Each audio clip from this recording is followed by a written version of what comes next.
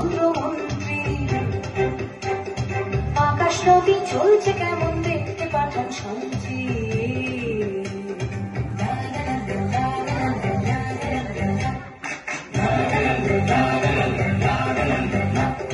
ধরে আনতে বললে সে তো বসে বেঁধে আনে। কাজে যাহাবার হলো বলছি গানে গানে। সে এক ভারী আজব দেশ, রাজা মন্ত্রী আছেন বেশ। সে এক ভারী আজব দেশ, রাজা মন্ত্রী আছেন বেশ। আহা বেশ বেশ বেশ, আহা বেশ বেশ বেশ, আহা বেশ বেশ বেশ।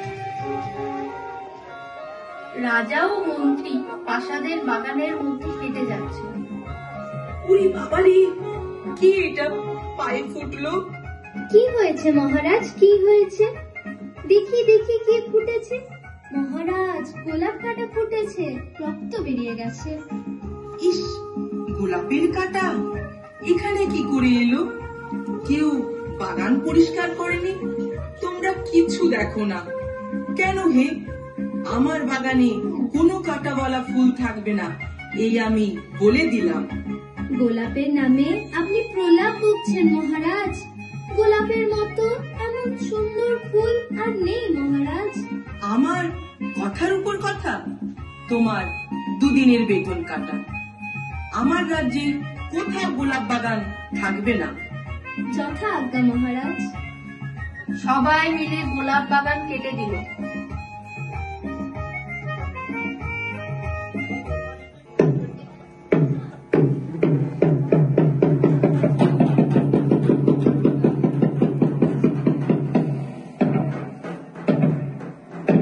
সাবধান সাবধান, হুঁশিয়ার!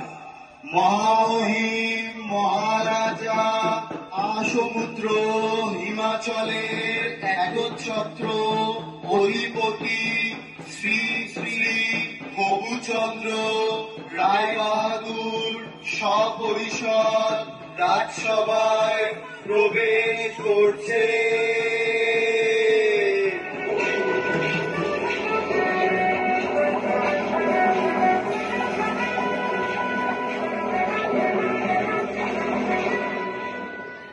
আপনারা আসন গ্রহণ করুন। মন্ত্রী, রাজ্যের সকল সংবাদ ভালো তো? হ্যাঁ মহারাজ, সকল সংবাদই ভালো। বাহ বাহ, খুব ভালো। আজ রাজসভায় কি আয়োজন মন্ত্রী? মহারাজ, আপনার অনুমতি পেলেই রাজ নর্তকীরা নৃত্য পরিবেশন করবে। অতি উত্তম, অতি উত্তম। তাহলে আর দেরি কেন মন্ত্রী, শুরু হোক তবে।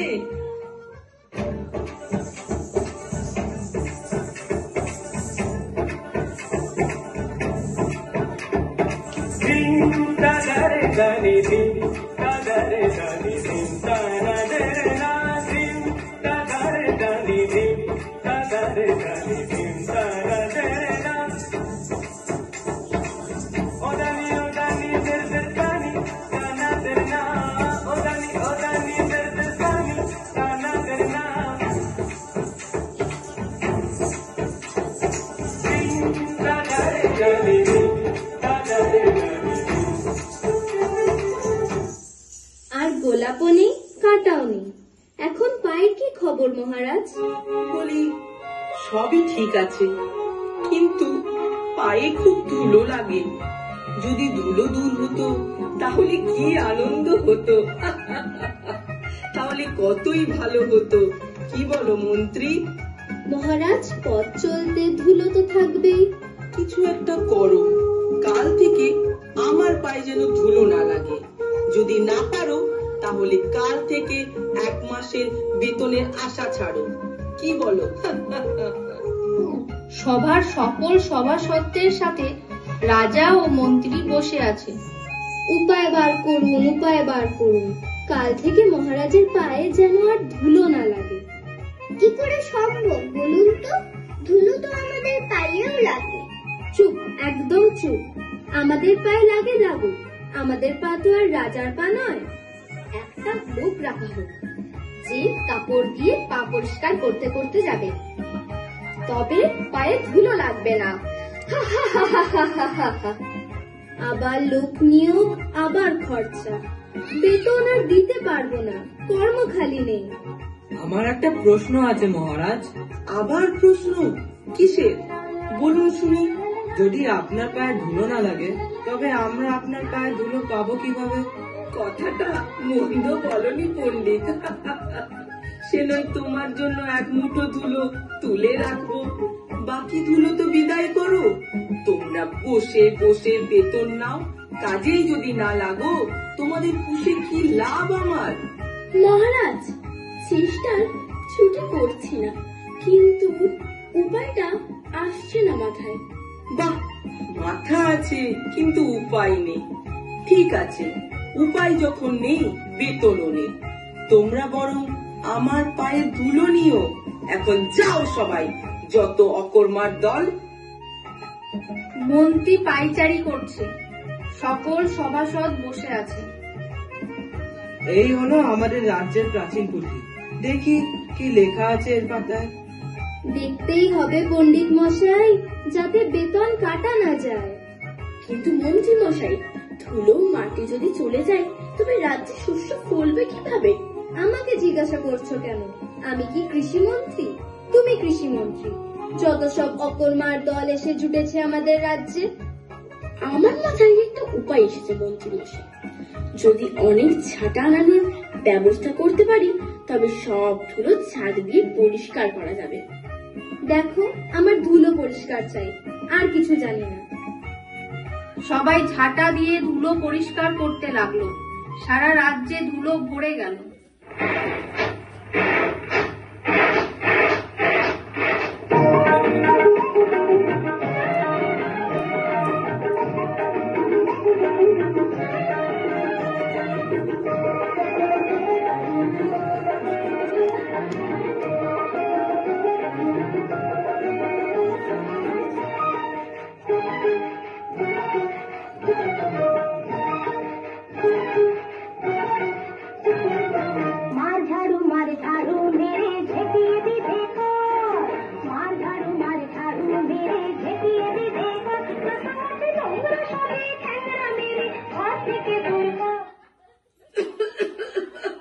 বন্ধ করো এসব, তোমাদের দ্বারা কিচ্ছু হবে না।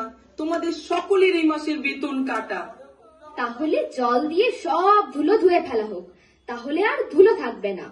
আর যে পারা যাচ্ছে না, যা ভালো হয় তাই করতে বলুন। সবাইকে জল ঢালতে আদেশ দেওয়া হোক।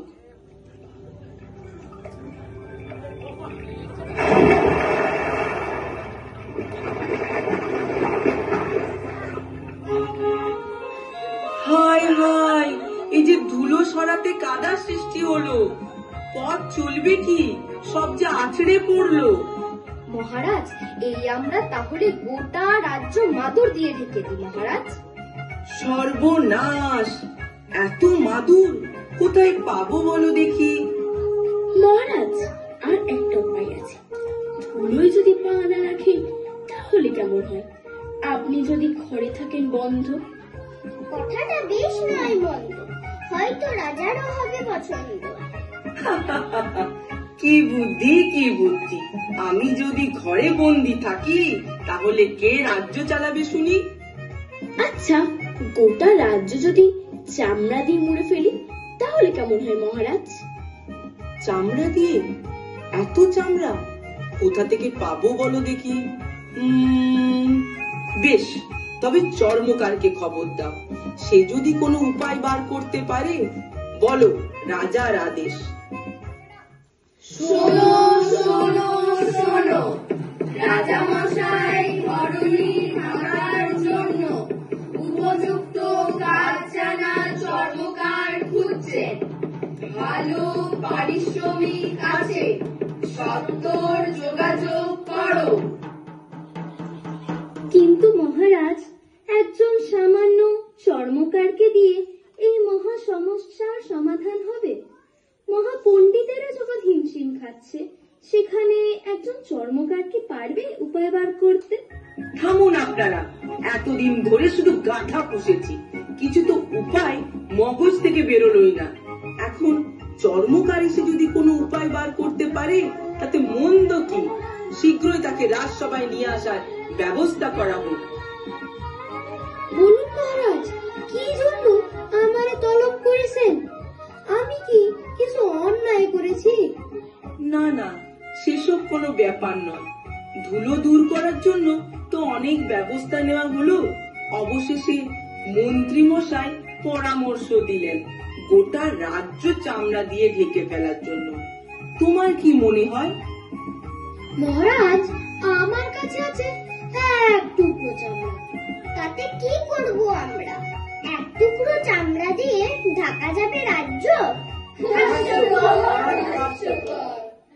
না না মহারাজ, অত সহজ উপায়ের জন্য অত কিছু করণের দরকারই নেই মহারাজ।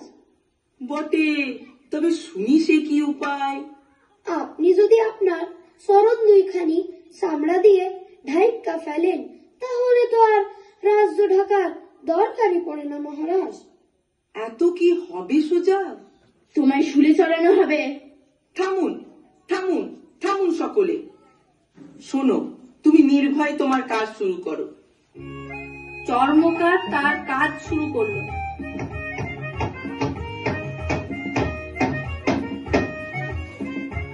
এবার দেখুন মহারাজ, বাহ বাহ, এটা চমৎকার দেখছি। একটু শৈলা দেখুন মহারাজ। কি আনন্দ, কি আনন্দ, কি আনন্দ! এ তো বেশ, পায়েও ধুলো লাগছে না। অতি উত্তম, আমি বড় প্রসন্ন। এই নাও তোমার উপহার। একটা বুদ্ধি আছে তো, ভালোই মাথা থেকে বার করেছে। এটা তো আমার মাথায় আসেনি। এটাকে কি নাম দেওয়া হবে মহারাজ? চুত করে পরিয়েছে বলে এর নাম বলা হবে জুতা। সাধু সাধু, ধুলো মুক্ত হলো রাজার পা। আমরা সবাই পেলাম ধুলো থেকে মুক্তি। জয় মহারাজ রঘুচন্দ্রের জয়, জয় মহারাজ রঘুচন্দ্রের জয়, জয় মহারাজ রঘুচন্দ্রের জয়। বলুন রাজা, এই কথাটা অনেক বছর ধরে আমার মাথায় ছিল, ব্যথা পেল কি করে? সেই থেকে দেশেতে জুতোর প্রচলন হলো। ধন্য ধন্য মহারাজার দেশে পড়ে গেল। ধন্য ধন্য রাজা, ধন্য মহারাজা, সবাই ধন্য ধন্য বলো, আর আমার কথা ফুরালো।